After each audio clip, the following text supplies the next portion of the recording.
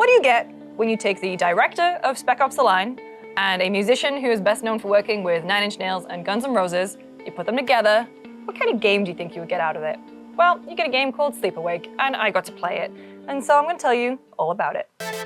Presented by PlayStation Days of Play. So yes, I'm a big Nine Inch Nails fan. It's why I got this appointment. It's why I really wanted to go see this game, because I was really interested in what Robin Finck, who best known as being a touring musician, he's worked a lot with Nine Inch Nails and, like I said, Guns N' Roses and a number of other bands, as well as his own stuff. He founded a studio with Cory, who was the director on Spec Ops: The Line. A couple of years ago, they announced that they were working on some really cool, interesting projects. The project reappeared, I think it was last year, when Blumhouse kind of announced their real big push into gaming, and it's one of that slate that we saw at Summer Game Fest last year. So their debut title is called Sleep Awake, and it's a difficult one to explain, because if you look at it on the surface, it is a first-person psychological kind of horror game. You are, in the demo that I played, it was like, half an hour or so, 45 minutes, you are walking around in this world, and the gameplay is not exactly, I wasn't shooting at anyone. I was more like a kind of adventure game. I was going from one room to the other. If I explain it like that, that doesn't sound interesting, because really it's not.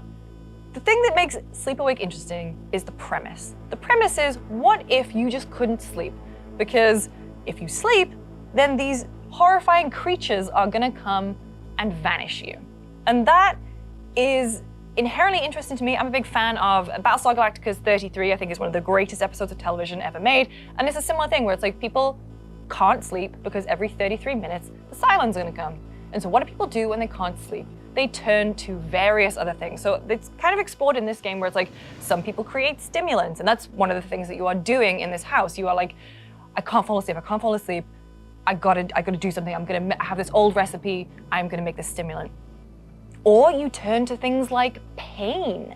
There was this really weird guy, and he was just like hurting himself, and like the pain is gonna keep him going and keep him going through.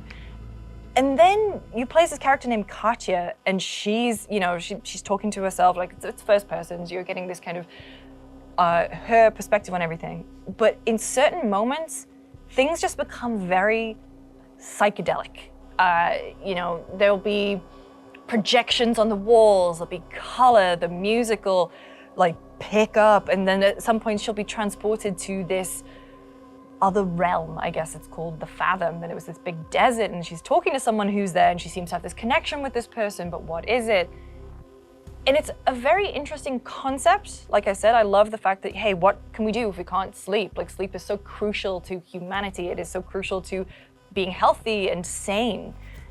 And then you have all these other people who are figuring out how to deal with it, and you are seeing it through this one particular character's eyes. I think it's really interesting. Obviously, the music is a big part of it. Both Cory and Robin are musicians, and so the fact that you have this music that is, it's full of dread, it's full of, it's like, it just kind of gets into you a little bit. It's unnerving.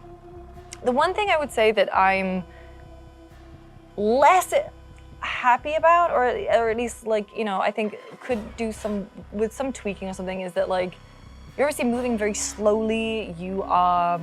It feels a bit rudimentary. It feels like there could be more bones to it in terms of what you're actually doing. So for example, I got into a situation where I was, Kata's going through this city. Oh yeah, by the way, humanity's basically screwed, after this whole incident. You're in one of the last cities, if not the last city on Earth, and she's making her way through it. It's all these ruins and everything, and I came across this forced stealth section, and I play a lot of Dishonored, and I felt like maybe that was why I just did it very easily. I saw the enemy, and I just went, oh, I'm just gonna, crouch behind this rectagonal box that's been very carefully placed here, and it felt like I was kind of seeing through the game a little bit. It did take me out. Because when I think you are just walking around and the trippy stuff starts happening around you, it's I was into that. I wish I was wearing headphones. I was very glad that I hadn't got any substances or anything, because I think it would be the worst trip of your life if you are going through that game and you smoked something, let's put it that way. So it's some really good foundational ideas, some really cool artistic ideas. It's the gameplay part of it, the moment to moment that kind of was lacking to me. There are obviously little like notes and stuff and little scenarios that you come across where you see a body of someone who's been vanished and you kind of like hear those final moments. And so I think that's also really cool. But then we're just getting into what makes a game arguments, you know? And so I wonder what it's gonna be like as the full experience when it comes out. So that was Sleep Awake. I got to play it. And yeah, for more, stay tuned to GameSpot.